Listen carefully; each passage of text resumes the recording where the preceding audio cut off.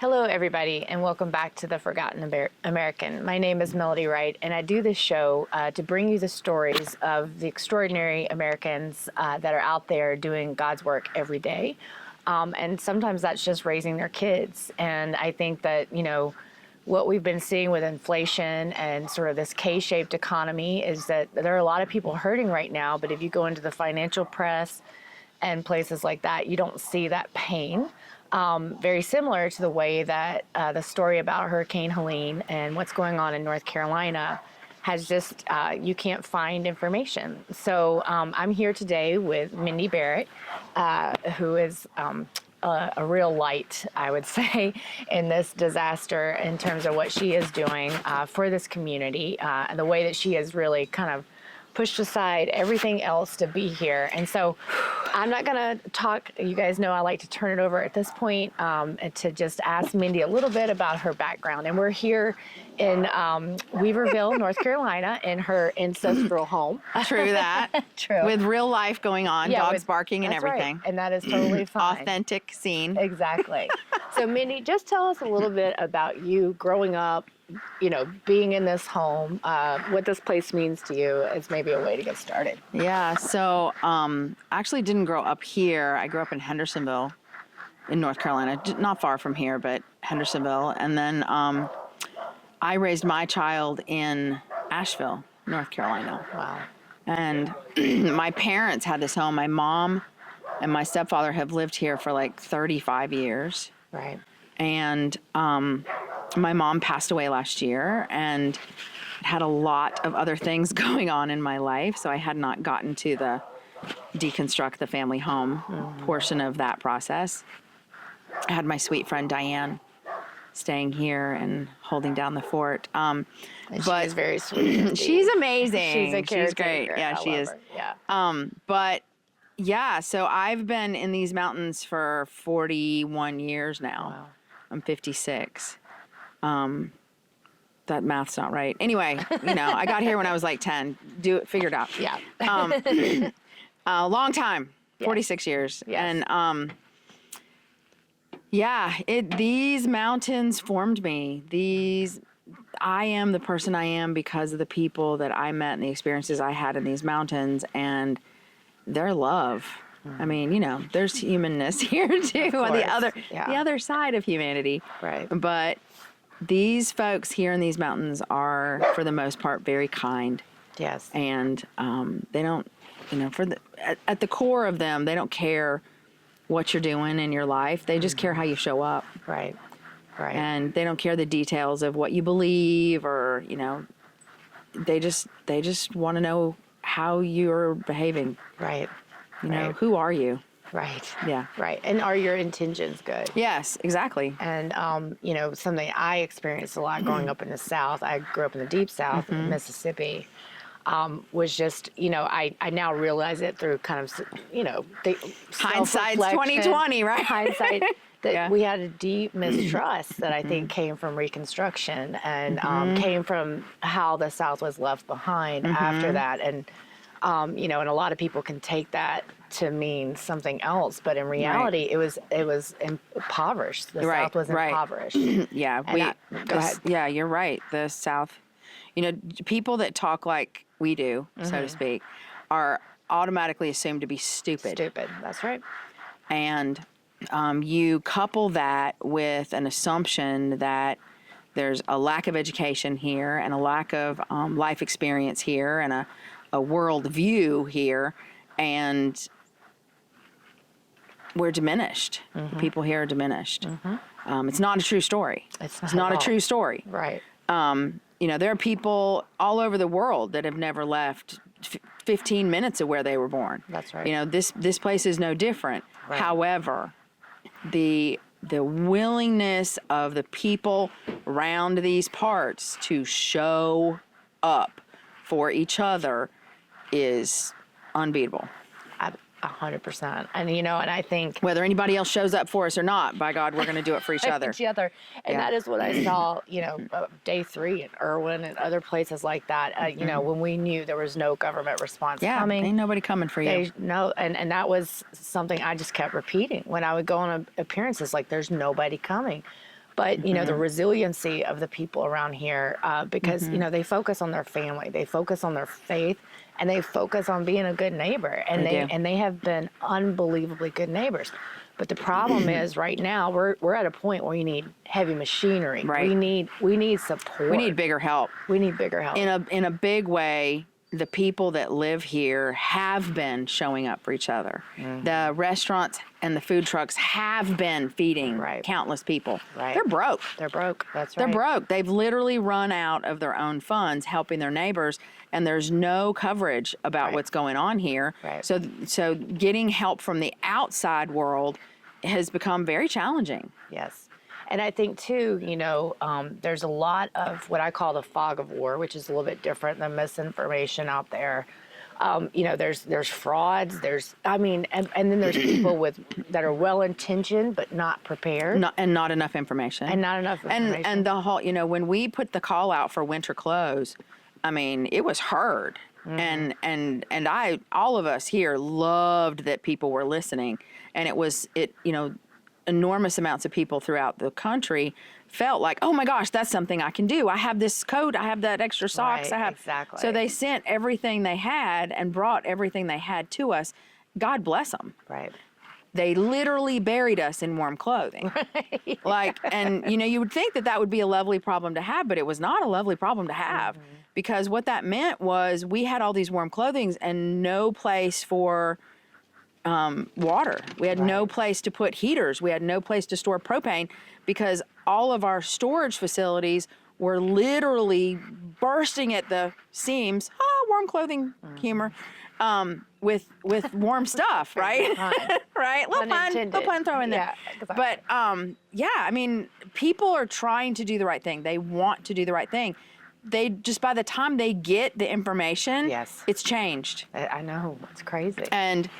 And that's a fantastic puzzle that we get to navigate, because we don't know either until it's happening. Right.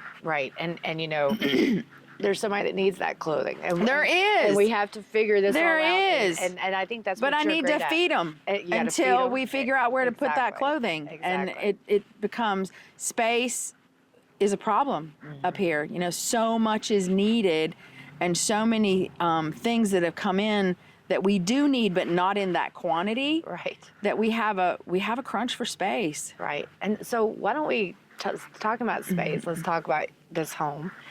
You said it was your parents' home for 30 years, and your mom and stepfather.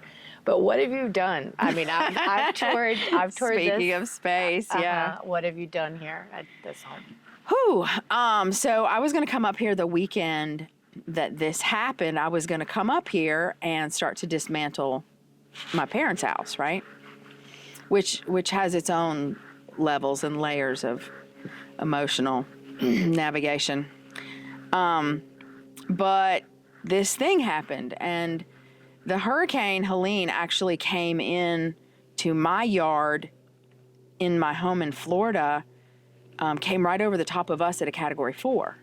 So, you know, Steinhatchee and Cedar Key, they were wiped off the map, just like Lake Lure and Chimney Rock were. I mean, they were completely devastated. So the area that I live in now, or I used to live in 3 months ago, that area was completely devastated as well. But as soon as we got power, I came up here because, backtracking even more, last year I lived in Hawaii, and that town, Lahaina, that was burnt to the ground, that was my town. Wow. And that was my house, and that was my cat, and those were my friends.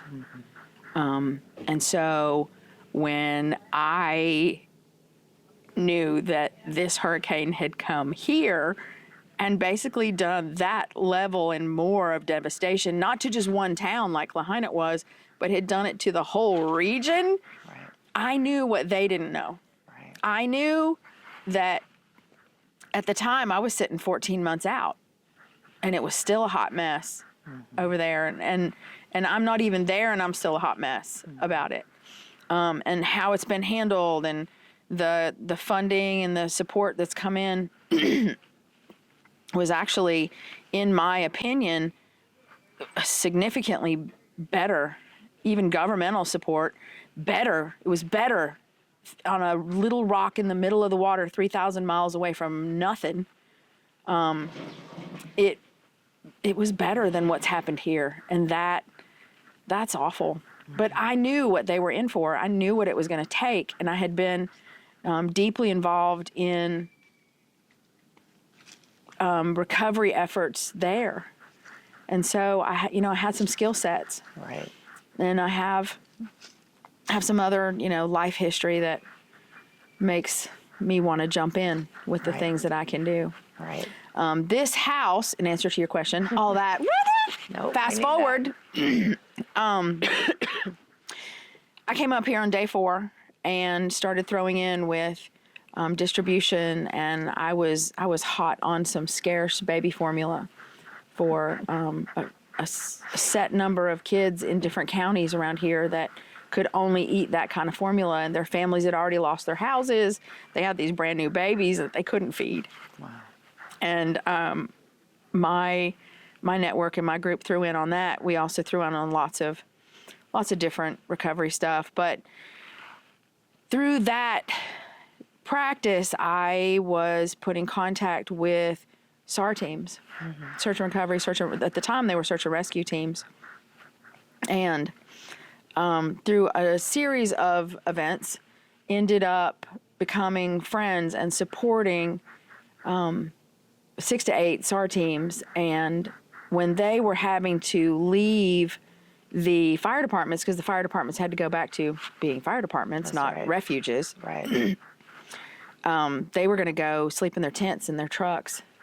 And I said, that's not going to work. That's not going to happen. Not just because of who they are and what they were doing, but also because these people needed to be at their best in order to support the community. Right. And so from both aspects, I knew that I had this house and that I was just going to dismantle the life that had been lived there. And what better way to use this space than to support this community in literally every way I can. So we have space for, 10 or 12 to sleep in the house. That's great. We have space we've created 6 triple level bunk beds that are made out of 4x4s that are like, you could do calisthenics on those things and be fine. They are solid. Yes. Because, some of these guys are big, bulky fellas. They are. So they're triple level. And when we have dog teams that come in, the bottom level works for the kennels. Right. So that you still have 2 spots plus kennels. And then we have space for, I think, 16 or 17 in the shop. And then we have space for another 7 down in the barn. Wow. And now we've been donated some land like 9 minutes from here. And we have 4 campers that we have out there for volunteers. And we're just getting it set up. Oh, that's amazing. But yeah, my goal is to house and support, feed, nurture, hold space for this community through holding space for these SAR teams, holding space for these contractors coming in from all over the country, willing to spend their time and money. And Canada. Don't forget Canada. Yeah, right. Hey, Bill. Right. Hold space for these people that are putting their lives on hold to come in and put these mountains back together. I mean, we're not talking about 1 or 2 towns. We're talking about hundreds of miles across. I actually listened to the hearing in the State House on the Helene Select Committee, and they said in North Carolina only, and that's one of 7 states, 9,000 square miles. 9,000 square miles. That's crazy. And that doesn't include Tennessee. That doesn't include South Carolina. That doesn't include Florida. It doesn't include Virginia. And it's just so insane. It's mind-boggling that this is happening. That it's not being reported on. Right. And that probably doesn't even talk about the elevation changes. It's 9,000 square miles from this spot. Oh, yeah, you're But then when you change the elevation, it's very possible that it's a third more, maybe more, because there's more space in that because of the elevation. Yes. There's a lot of damage here. There's a ton of people here that are deeply hurting and are literally forgotten Americans. Yes. I want to say when I walked into your house the first night and with Travis, that I was blown away, and not just with the love and the outpouring of love that you gave to me, a stranger, but the organization and I, the operational effectiveness. When I walked in this morning, there were 6 volunteers, I think, rough count, just cleaning the house, which has to be done. That's what people don't understand. These folks are coming here, they're staying here, they have to be fed, they have to be able to wash their clothes. Life is still happening. Life is still happening. Yeah. But it was just so awesome to see everybody sweeping the floor, doing all this, just the teamwork. And that is what I have seen in short supply, unfortunately, is because I think we had folks, again, well-intentioned that came in, but there were then those that were looking for the glory, and they let their egos kind of take charge. And I was getting really kind of depressed about it until I really got to meet you, and I got to meet James down in Greenville, Tennessee. And he's awesome. He is. I love awesome. him. Yeah. And Laurel. And she's amazing. And they are just, to me, they're doing it. You guys are grounded like that, and I feel like a lot of people weren't grounded. And then your experience, I think, has a lot to do with it as well. But go ahead, what were you going to say?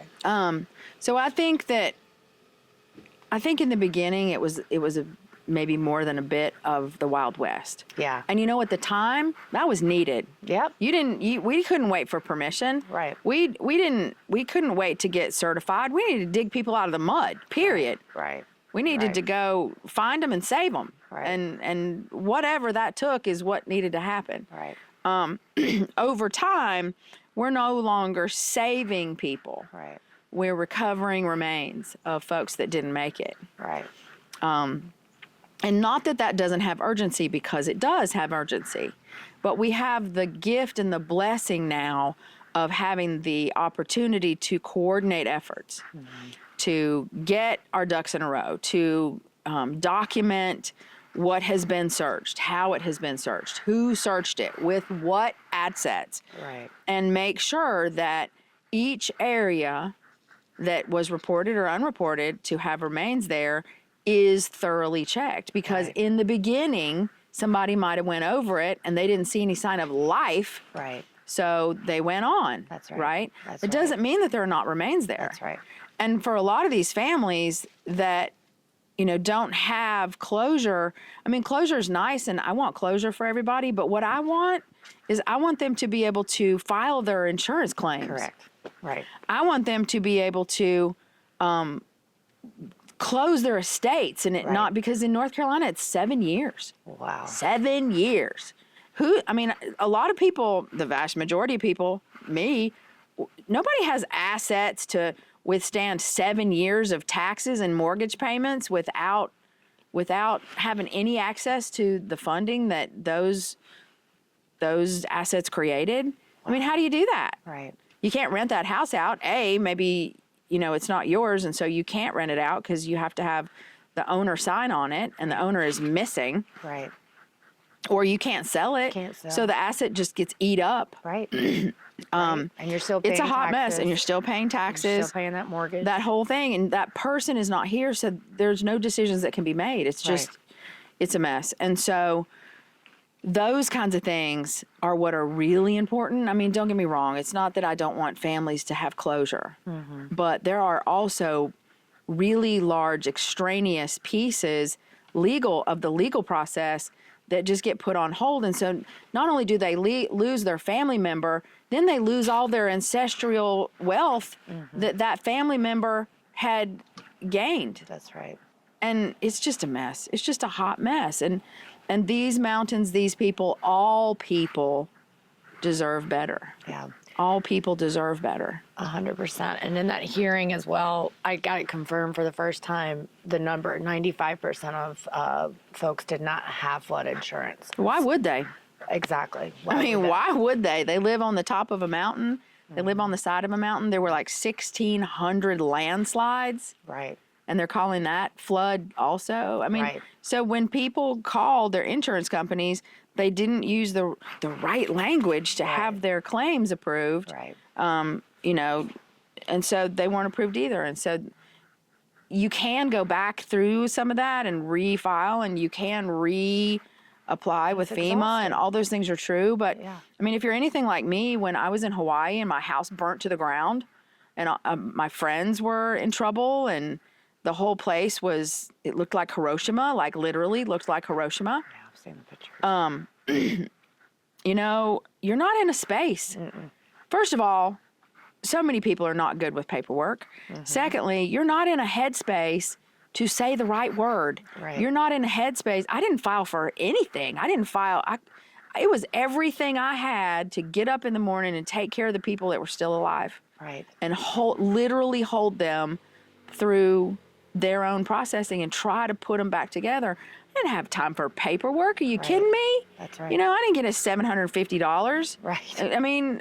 I mean, not to say that I didn't get support, because my friends and family deeply supported me, but I was not in the headspace to be filling out paperwork. So yeah, I just at the time had zero energy and headspace to be doing paperwork. I just could not do it. I wouldn't be able to.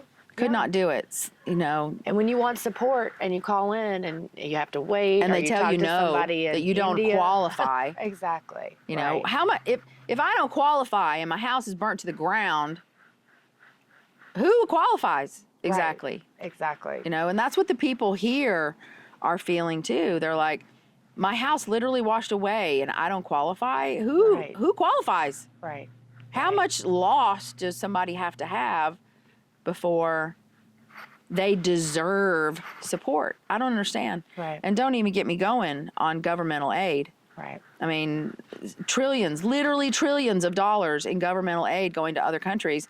But we have people here in the Appalachian Mountains freezing to death in tents because they're afraid to ask for help because they'll lose their kids.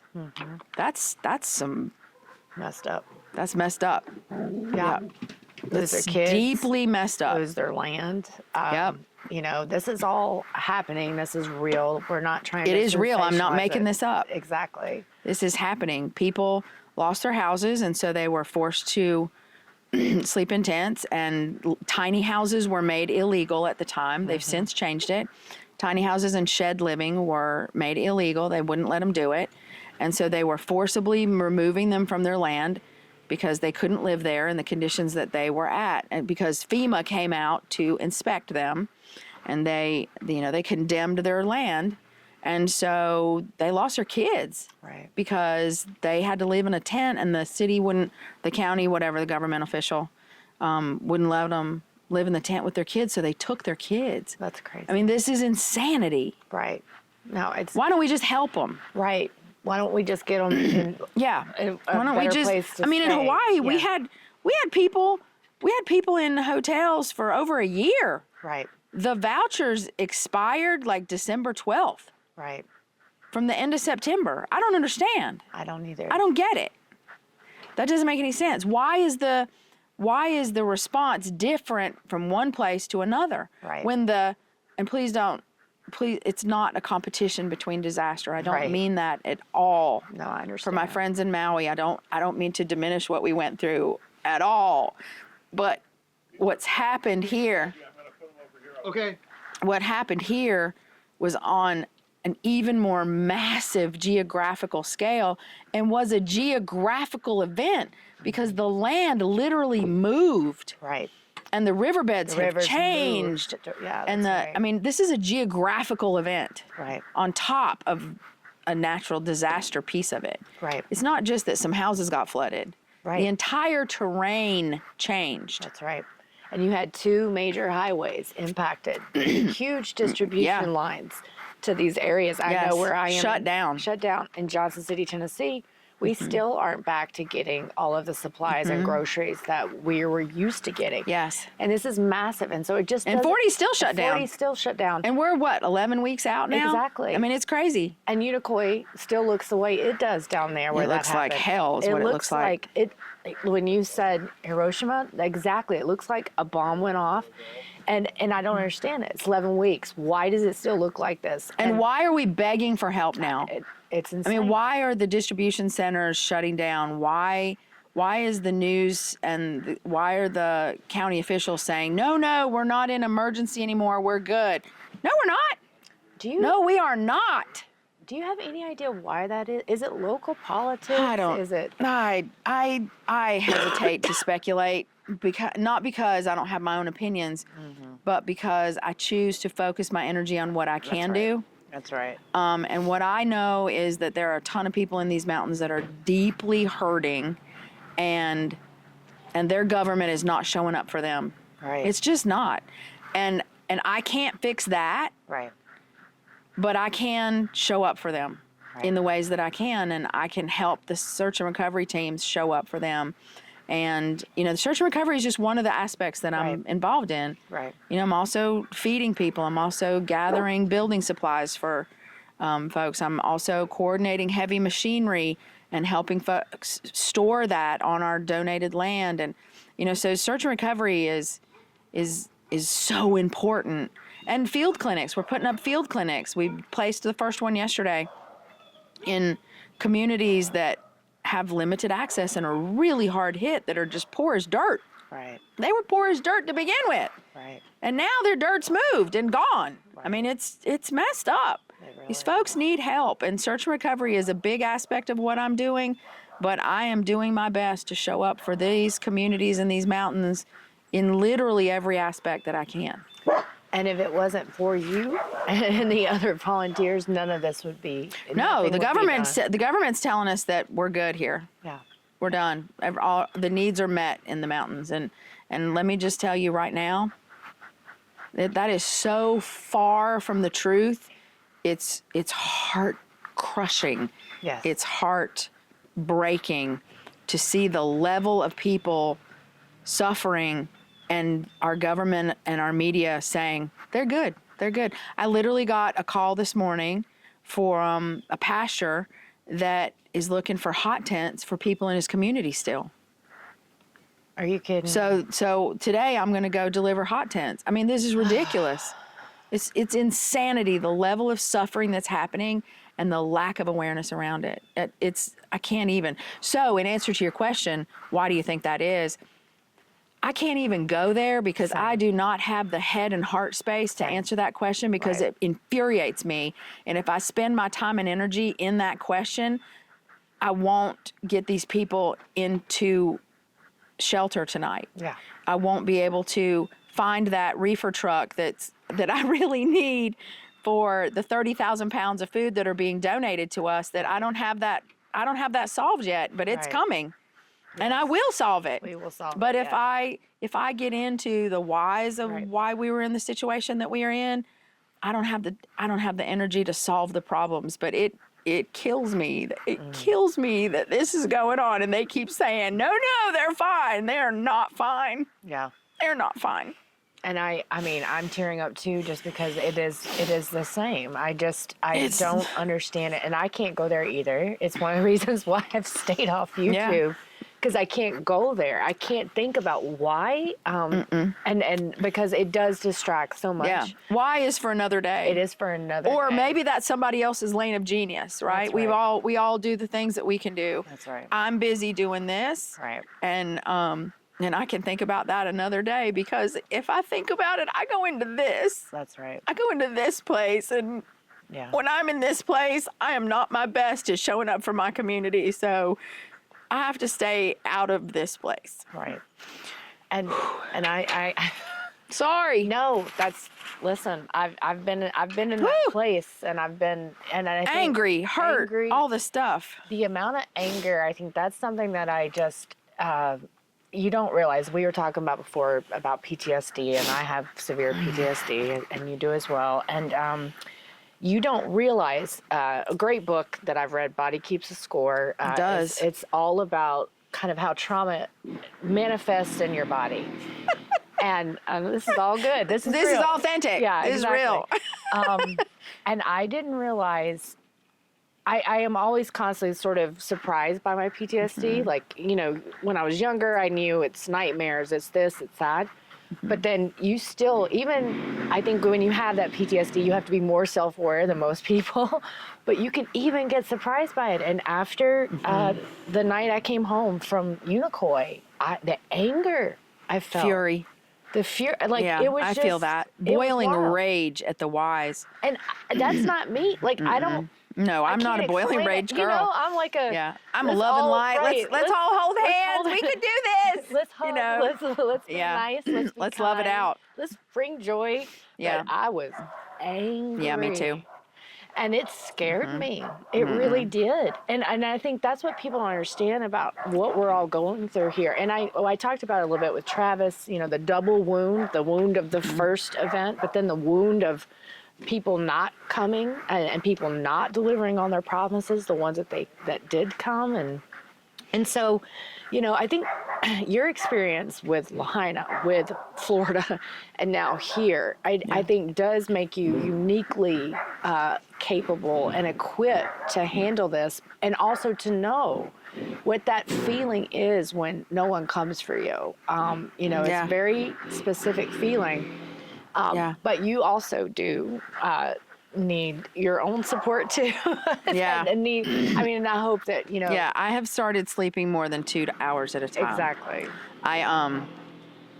I was gifted a weighted blanket, and I didn't know what I didn't know, but my life got dramatically better that night. So amazing. Highly recommended. Yes. It's the little things. It's the little things. I didn't know. Right. But holy smokes, Batman. So as far as the, you know, I want to back up just a little bit and say there have been so many people that have shown up beautifully. Yes.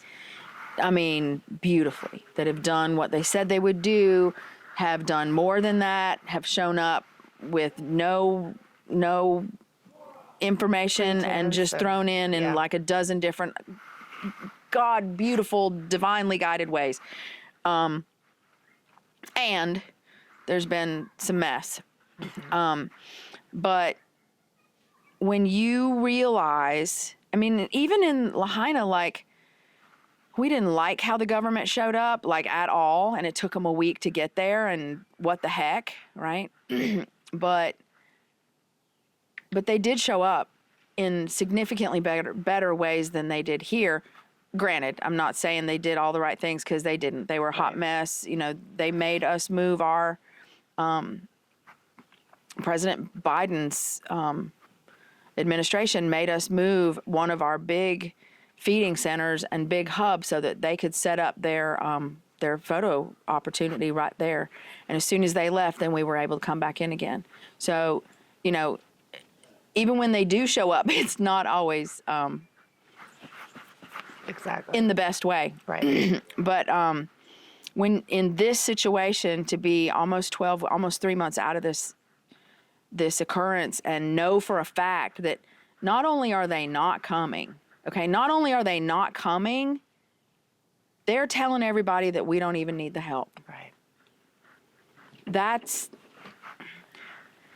There are no words for that. And this is our government. These are our tax dollars at work. These are the people that we elected.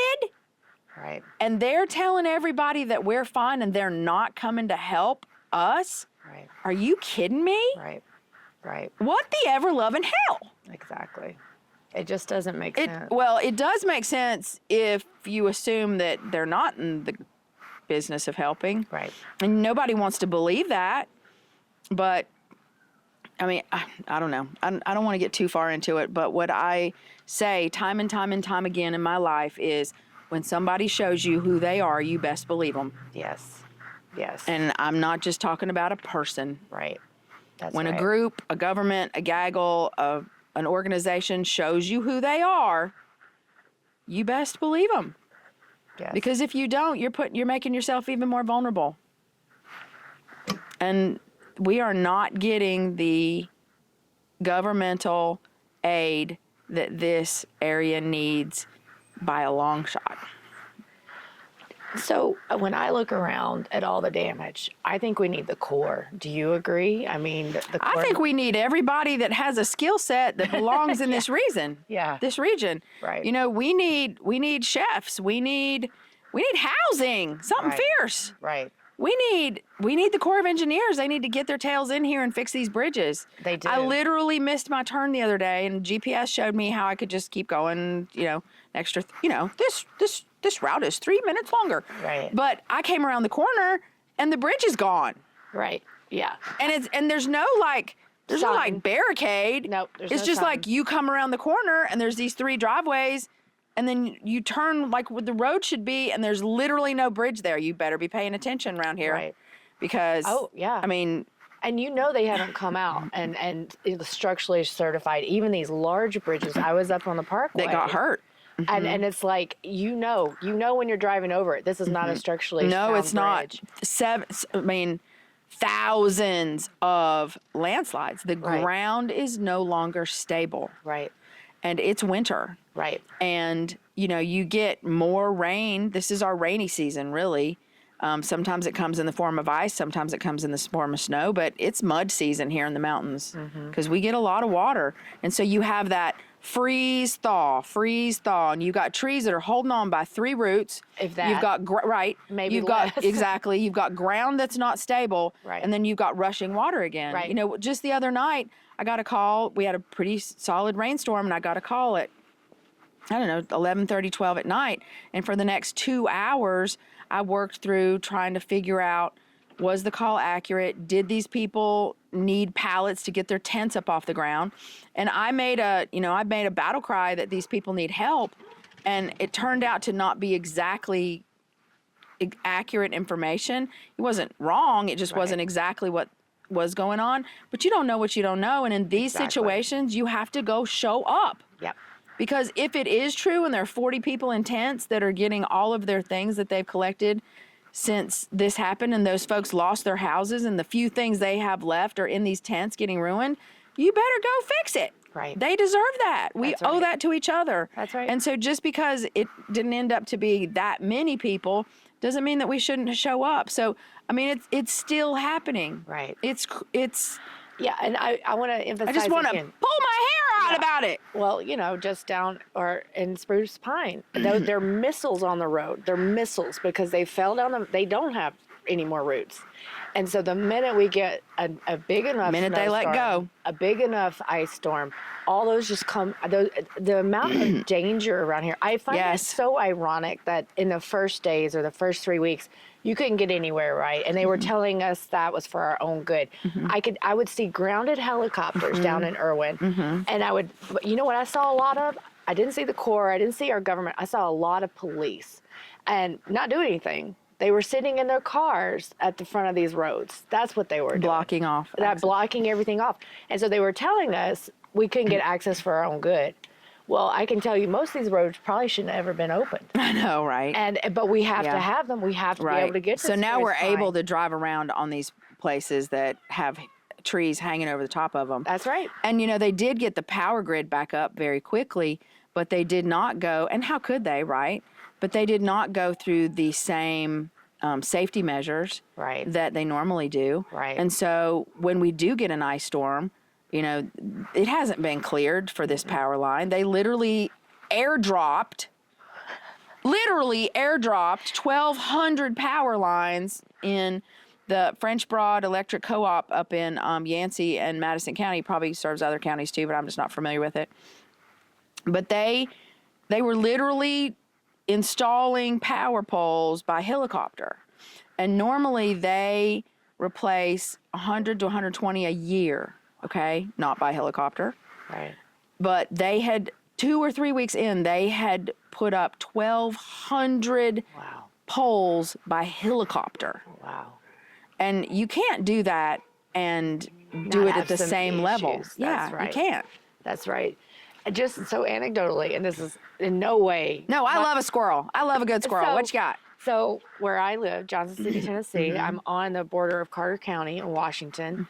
We were 5 days without power, 3 or 4 without cell. But if you look at Johnson City, there was no damage. I mean, we had trees. Yeah. And a tree near my farm fell across the road and it fell on the power line. Right, took it out. Yeah. Okay. So I didn't Pretty see. common. We were, this is a time when they were telling me they were bringing in an extra lineman, all this, but you didn't see any power trucks. I didn't see any power trucks. I didn't see a power truck in my neighborhood, like up at the top of my neighborhood where there's, we live near a college, until like day 5. That's when I got my power back. Well, here's the thing: did they remove the tree? No. That tree was over my road, like hanging down so that the branches actually sweep my car when I go under it. Okay. And the power line is what's holding it up. That's the right. old one. That's right. Well, so then they came in on the back. They fixed it. You know, they just removed that tree like 2 weeks ago. And I'm in Johnson City. I mean, Yeah. I'm not. That's what, like 45 minutes from here. Yeah, about 50 minutes. Yeah. Yep. Yeah, not quite an hour. Yeah. Yeah. So, I mean, that's just. And that area wasn't even horribly hit. Oh, no. It was I mean, hit. Like, in it was hit. Elizabethton, they had a lot of damage. Well, I was up to right where I Butler was, yeah. the other day and Oh, Mountain City. I know. It's awful. It is. It's horrible. It is. It looks just like it does around here. Exactly. And so that's the other thing that people don't understand is it's not just round here no matter where you are. Right. Okay? It's hours away from you. I That's mean, right. Mountain City was 2 hours away from me, and I can go 2 hours in the other direction, and I can go 2 hours north of here, and you have the same god-awful Yeah. look of things that are just literally washed away and still sitting there in pieces of rubble. I mean, I literally saw a tree. Here's the house. Here's the foundation. The house has been pushed over here against all these trees, and it's just still sitting there. Oh yeah. There's campers. I mean, there's what do you do? cars, There's Yeah, there's houses, container trucks. I mean, yeah, crushed it's everywhere. up against trees, in trees, debris Yeah. pop. I mean, it's carnage. I mean, But we don't need any more help. Just That's for the right. record, listen to your government because we're Right. good around here. Right. And Never mind the What's so carnage shocking, everywhere. Right. You look at Asheville, right? Asheville looks better. I mean, it looks It does better. look better, but there are parts of Asheville that still look like, Really? oh my gosh, Biltmore Village. Oh, yeah. Biltmore around Village. there. I mean, it's Yes. one of the ritzy areas of town. It's still a mess. It is a mess. River Arch District, still a mess. You can go through somewhere in pretty much any town around here and it look fine. Yeah. And yet you turn a corner and you look in a different aspect and it's gone. Right. Or it's completely destroyed or unrecognizable. Right. I mean, there's huge parts of, pick a town. Right. And Asheville's not any different. Right. It's just there's a lot of people. Asheville is our most populous area, and a lot of pieces of it are okay now, and that's wonderful. I love that for those people. That's where we want to get everybody. It's not a Right. competition. Good for them. I'm glad they're Right. okay. Thank God. Right. Now, let's get everybody okay. That's right. And then when you keep driving to these places, because like you, so the first few weeks, all I did was drive. I Yeah. was driving around trying to get contact information. Getting your bearings. What do you need? What do you need? You Yes, know, exactly. and just trying to assess, do kind of recon. But there is no way that you could drive to all these places in one day. There's no, I You mean. can't do it in a week. No. You probably can't do it in a Yeah. month because there's so many people to talk to. Yeah. There's so much destruction and carnage. There's so many stories of suffering. And at the same time, beauty. Yes. There's so much beauty. Yes. People are showing up. People are helping, whether they have enough to help with or not. The firemen, so many of the firemen down in West Yancey Volunteer Fire Department, their houses were swept away. Their family had missing. Their family were sleeping in tents, but they were still showing up every day. Wow. They were still showing up every day to come help everybody else. And that's who these mountains are. They're just humans, we're all the same around the world. They're just willing to show up. And that's how we've gotten as far as we've gotten is by locals and individuals outside showing up. And it's what mainstream media doesn't want us to believe, right? They want us to believe that we're divided, that we have all these issues with one another. And in reality, what this shows me, what this drives home, like you say, is we're all humans. No matter where we are, we're all humans.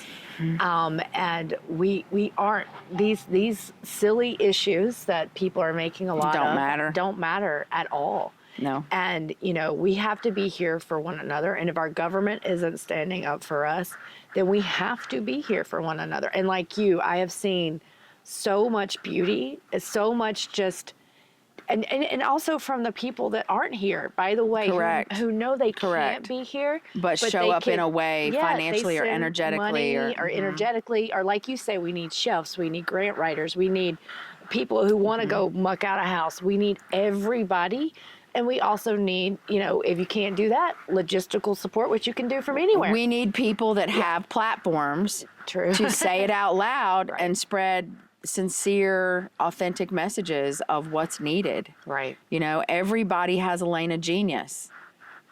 Throw it in, call me. My phone number is all over everything, and I'm sure you'll include it on your stuff too, but Yes. just call me. If I don't know the answer, I'll figure it out. I'll put you in touch with somebody that can. But we need everybody's skill set. Right. We really do. This is a problem that is bigger than any of us. Yes. Very. I've speaking to your thing about humanity, I've had an unusual life. And through a series of traumatic events, amazing goodness has happened, and I've had the opportunity to be in 54 countries around the world. Wow. With my mother and my daughter. We've traveled together, and to lots of countries where, our government said, and lots of my friends and family said, don't go there, it's dangerous. Right. You'll be in danger, you'll be a target. I've never been to a country. I've been all over the Middle East. I've been many places in Africa, so many places in Asia, and never felt like a target. Mm-hmm. And it's not because I'm just, holly hobby and not aware. I've literally experienced tremendous kindness in every single country I've been in.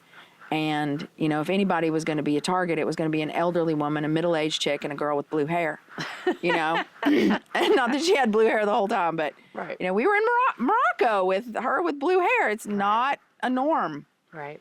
And we have experienced extraordinary kindness. And it's not any different than here. We're always, our media tells us to be afraid of each other. Our media tells us that we have so many problems amongst ourselves. But the truth is, we all want the same thing.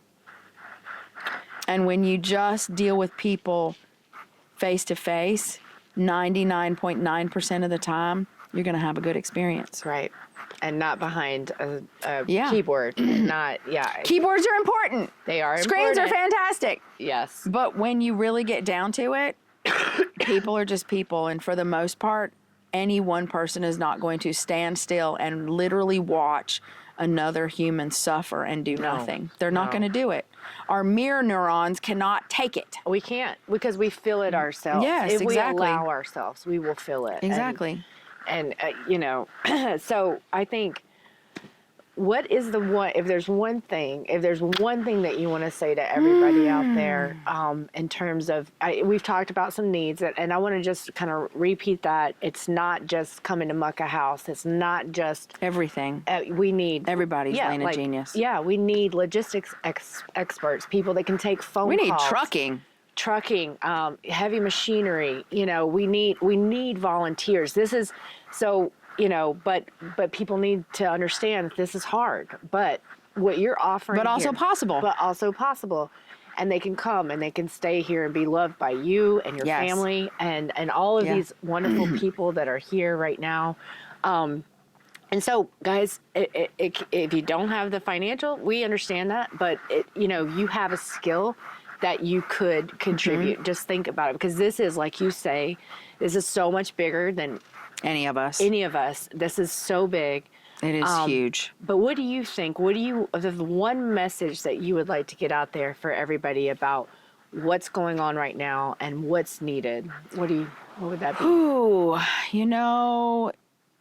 I think there's two messages, one that follows another. It is so far from over. The long haul here looks like 2 years. Mm-hmm. Maybe more. I think more. 2 years always feels like enough time, right? Mm-hmm. But this is the picture of the long haul. This is not over. This is not even close to being over. And it's so inconvenient that it happened right at the beginning of winter. But then the next message I have for people is, bring your lane of genius to the table, Right. Whatever it is. You got a veterinary hospital, great. Call me. I'm going to hook you up with somebody that's helping at the shelters that are not government run, or even the ones that are.